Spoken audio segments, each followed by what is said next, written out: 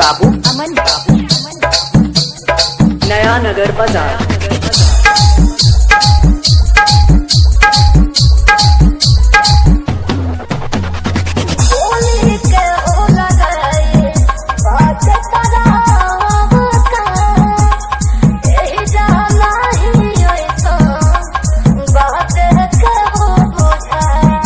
अरे अखिया फाड़ के देखा समनवा बनी तोनी छोड़े के दारू के नसारे छिट दे हमोला से 50 सारे राजा हो जे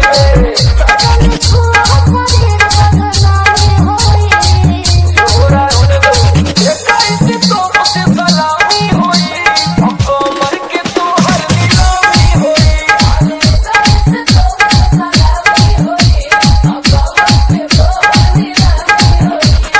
अमन बाबू